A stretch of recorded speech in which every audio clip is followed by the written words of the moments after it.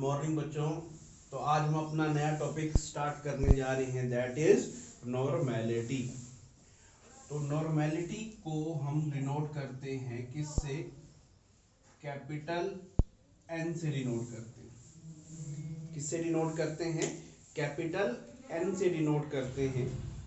तो नॉर्मेलिटी पढ़ाने से पहले मैं आपसे एक बात पूछना चाहूंगा, मोलैरिटी क्या होती है?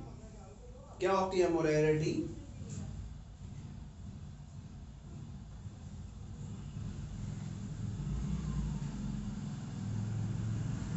मोलैरिटी क्या होती है? हाँ जी, मोलैरिटी क्या होती है? Number of moles of solute divide by volume of solution in litre. Number of moles को हम किससे लिखते हैं? एन से। सोल्यूट के लिए इसलिए बी लिखते हैं। वॉल्यूम ऑफ सॉल्यूशन को किससे लिखते हैं? वी से। ठीक है। और नंबर ऑफ मोल्स को कैलकुलेट करने का फॉर्मूला क्या होता है? Given mass divide by molar mass. Number of moles को कैलकुलेट करने का फॉर्मूला क्या होता है? Given mass of solute divide by molar mass of solute. ठीक है। तो अगर ये चीजें आती हैं आपको, तो मोलैरिटी को आप बहुत ही इजीली क्या कर सकते हो? कैलकुलेट कर सकते हो। बहुत आसान लगेगी नॉर्मेलिटी।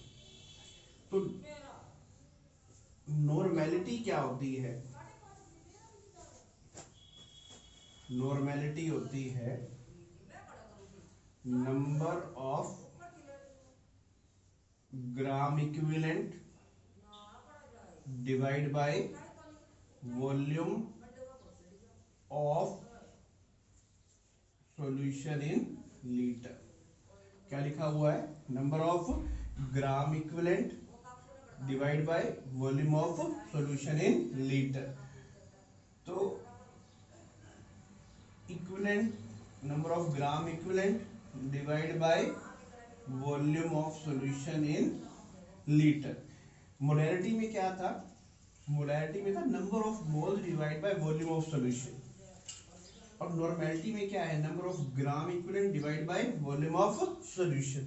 अब आप ये पूछेंगे इक्विवेलेंट क्या होता है? जिस तरीके से हम मोल्स क्या है, एक क्वांटिटी ऑफ मैटर को एक्सप्रेस करने का वे है, सेम लाइक दैट इक्विवेलेंट भी क्या है? एक क्वांटिटी को मेजर करने का क्या है? एक वे। ठीक है, ज्यादा हम डिटेल में इसके बारे में नहीं पढ़ेंगे। तो इक्विवेलेंट हम कैसे कैलकुलेट करते हैं? नंबर ऑफ इक्विवेलेंट को कैलकुलेट कैसे किया जाता है? यहाँ पर हमारे पास नंबर ऑफ मोल को कैलकुलेट करने का फॉर्मूला क्या था? Given mass divide by molar mass. तो नंबर ऑफ इक्विवेलेंट को कैलकुलेट करने का फॉर्मूला होता है given mass divide by equivalent मास। देखो, नंबर ऑफ इक्विवेलेंट को कैलकुलेट करने का जो फॉर्मूला है that is given mass divide by equivalent मास होता है। ठीक है। अब इक्विवेलेंट मास को कैसे कैलकुलेट करते हैं? इक्विवेलेंट मास को कैलकुलेट करते हैं हम लोग molar mass divide by N factor, या इसकी का दूसरा नाम होता है वैलेंसी फैक्टर। इक्विवेलेंट मास इसके इक्वल होता है molar mass divide by N factor. ठीक है। तो देखो, अब ये वैल्यू मैं इस फॉर्मूले में क्या कर रहा हूं? पुट कर रहा हूं। तो देखिए, नॉर्मेलिटी क्या होता है? Number of equivalent. Number of equivalent को कैलकुलेट करने का फॉर्मूला क्या है? WB divide by equivalent mass. और इक्विवेलेंट मास को कैलकुलेट करने का फॉर्मूला क्या है, मोलर मास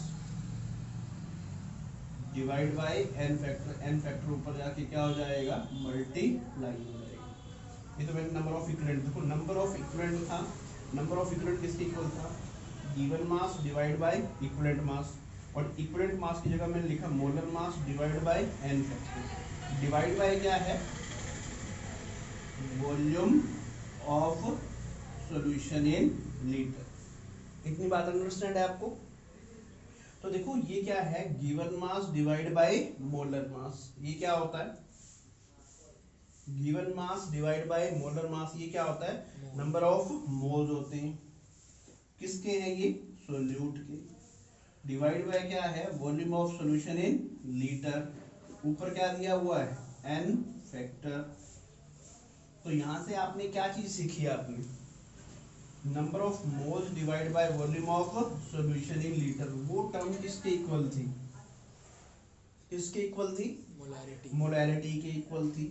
तो n क्या है, नॉर्मेलिटी किसके इक्वल है, मोलैरिटी इनटू में n फैक्टर। तो देखो बहुत ही आसानी से हमने डेरिवेशंस कर ली हैं, दो डेरिवेशंस नॉर्मेलिटी के लिए। तो देखो क्या है, नॉर्मेलिटी कैसे हम फाइंड आउट करते हैं, देखो नॉर्मेलिटी का फॉर्मूला होता है number of gram equivalent divide by volume of solution in litre, ठीक है। तो नंबर ऑफ ग्राम इक्विवेलेंट को लिखा NEQ, वॉल्यूम ऑफ सॉल्यूशन को लिखा वॉल्यूम इन लीटर, ठीक है। तो नंबर ऑफ ग्राम इक्विवेलेंट को कैलकुलेट, देखो नंबर ऑफ ग्राम इक्विवेलेंट किसके हैं, ये सोल्यूट के हैं, हाँ जी, नंबर ऑफ ग्राम इक्विवेलेंट किस चीज के हैं, ये सोल्यूट के। तो उसको कैलकुलेट करने का फॉर्मूला होता है given mass of solute divide by equivalent mass of solute, ठीक है। तो इक्विवेलेंट मास ऑफ सोल्यूट को कैलकुलेट करने का फॉर्मूला क्या होगा, molar mass of solute divide by N factor, ठीक है।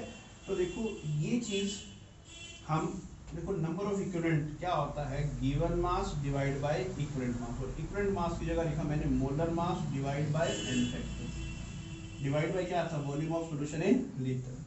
तो गिवन मास और डिवाइड बाय मोलर मास की जगह मैंने क्या लिखा, नंबर ऑफ मोल्स, ये क्या दे रखा है, volume of solution in litre, और ऊपर क्या रह गया, एन फैक्टर। तो number of moles divide by volume of solution in litre, that term is equal to molarity, ठीक है। तो नॉर्मेलिटी किसके इक्वल आ गई, मोलैरिटी इनटू एन फैक्टर। तो बेटा अब हम यहाँ पर ये सीखने जा रहे हैं एन फैक्टर क्या होता है।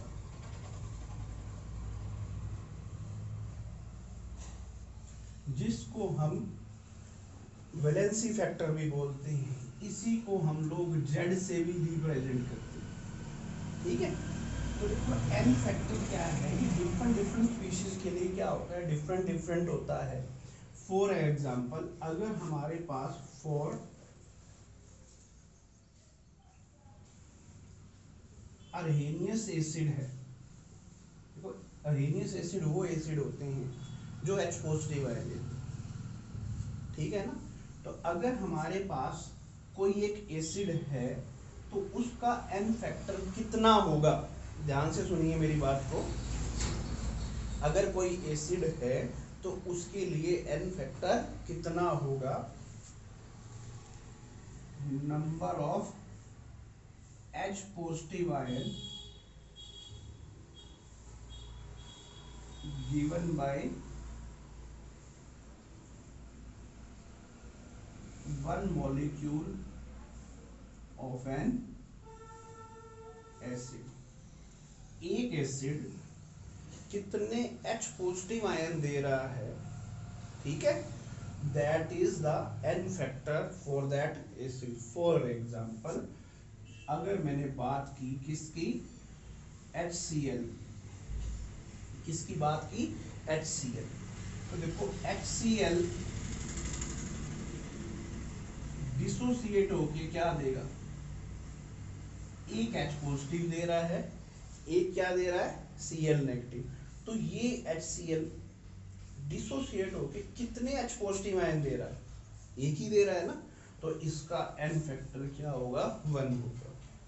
अगर मैं बात करता हूं किसकी, H2SO4, तो H2SO4 डिसोसिएट होके कितने H पॉजिटिव आयन दे रहा है? 2H दे रहा है, 2H पॉजिटिव आयन दे रहा है, तो उसके लिए N फैक्टर क्या होगा? 2 होगा। ठीक है, तो HCl के लिए N फैक्टर क्या होता है? 1 होता है। H2SO4 के लिए N फैक्टर क्या होता है? 2 होता है। ठीक है ना। अब हम बात करते हैं for base, for Arrhenius base. Base क्या होते हैं? अर्हेनियस बेस क्या होते हैं? जो OH नेगेटिव आयन देते हैं। ठीक है, तो number of OH negative ion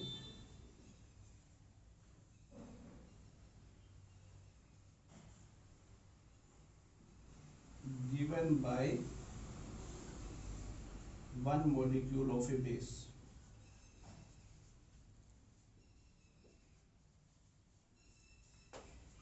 Number of OH negative ions given by one molecule of a base, that is the N factor for base. For example, अगर मैं बात करता हूँ NaOH की, तो NaOH डिसोसिएट होके कितने OH नेगेटिव आयन देगा?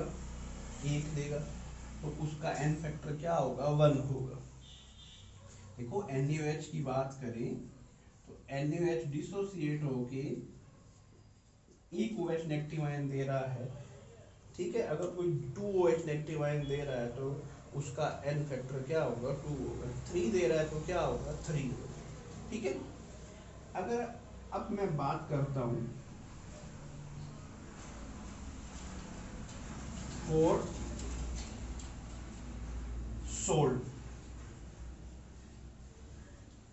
फॉर सोल्ट, ठीक है, तो सोल्ट के लिए N फैक्टर क्या होगा? ये होगा आइदर टोटल पॉजिटिव चार्ज और total negative charge present on one formula unit. जब वन मॉलिक्यूल के ऊपर जितना उसके ऊपर पॉजिटिव चार्ज होगा या जितना नेगेटिव चार्ज होगा, उसका जो मैग्नीट्यूड होगा, ठीक है ना, साइन नहीं देखना है पॉजिटिव या नेगेटिव का, हमें सिर्फ एंड सिर्फ उसका मैग्नीट्यूड देखना है, टोटल। फॉर एग्जांपल, अगर हम बात करते हैं K2SO4 की, तो K2SO4 की बात करते हैं तो इसका N फैक्टर क्या होगा? तो देखो SO4 की बात करें, SO4 के ऊपर कितना चार्ज होता है? नेगेटिव, 2 नेगेटिव होता है। ये मैंने 2 नेगेटिव, ठीक है, तो ये तो अनायन थे, तो इस टोटल इन कटायंस के ऊपर कितना चार्ज होगा? 2 पॉजिटिव ही होगा। ठीक है, तो टोटल पॉजिटिव चार्ज कितना है? 2 पॉजिटिव, और टोटल नेगेटिव चार्ज भी कितना है? 2 नेगेटिव। ये दोनों सेम होते हैं कटायन और अनायन। कटायंस के ऊपर जितना टोटल पॉजिटिव चार्ज होता है उतना ही अनायंस के ऊपर टोटल नेगेटिव चार्ज होता है। तो यहाँ पर टोटल पॉजिटिव चार्ज कितना है? 2 है, या टोटल नेगेटिव चार्ज कितना है? 2 है, तो इसके लिए N फैक्टर कितना होगा? 2 होगा। ठीक है, अगर मैं बात करता सपोज Al2SO4 थ्राइस की, अगर मैं बात करता किसकी? Al2SO4 थ्राइस की, तो देखो एक SO4 के ऊपर -2 चार्ज होता है, तो SO4 है कितने इस फॉर्मूले में? 3 है, ठीक है ना, तो टोटल नेगेटिव चार्ज कितना आएगा? -6। टोटल पॉजिटिव चार्ज कितना आएगा? +6। तो इसके लिए जो N फैक्टर होगा वो क्या होगा? 6 होगा। अंडरस्टैंड? तो ये था हमारे पास N फैक्टर की। N फैक्टर हम आयंस के लिए भी कैलकुलेट कर सकते हैं। आयंस के लिए N फैक्टर कितना होता है? जितना एक आयन के ऊपर चार्ज होता है, क्या होता है? जितना एक आयंस के ऊपर क्या होता है? चार्ज होता है, वही उसका क्या होता है? N factor. ऐसे तो हम Lewis base, Lewis acid, oxidising agent और रिड्यूसिंग एजेंट पे भी का भी हम क्या निकाल सकते हैं n फैक्टर, बट +1 के लिए इतना क्या है सफिशिएंट है। ठीक है, तो that is the n factor. ठीक है, तो एक अब हम क्वेश्चन करते हैं, थोड़ा सा उससे और क्लियर हो जाएगा।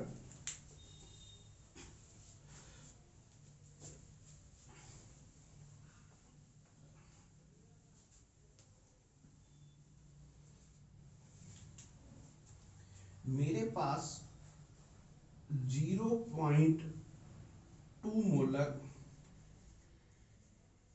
H2SO4 सॉल्यूशन है। ठीक है, मेरे पास क्या है 0.2 मोलर H2SO4 सॉल्यूशन है। तो इस H2SO4 की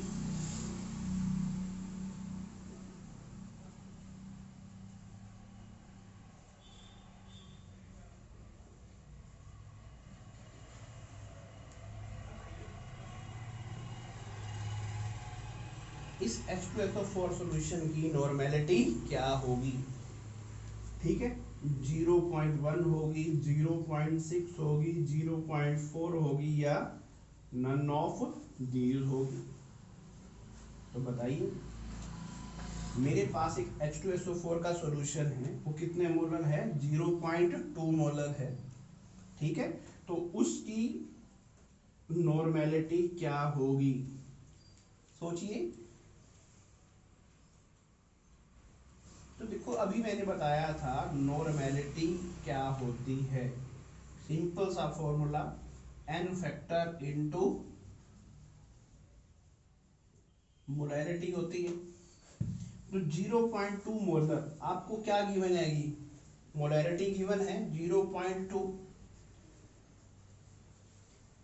H2SO4 के लिए n फैक्टर कितना होता है? 2 होता है। तो क्या होगी नॉर्मेलिटी?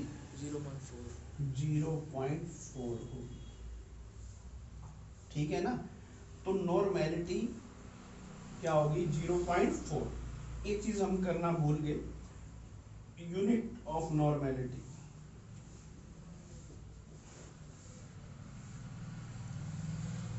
यूनिट ऑफ नॉर्मेलिटी का फॉर्मूला क्या बताया था?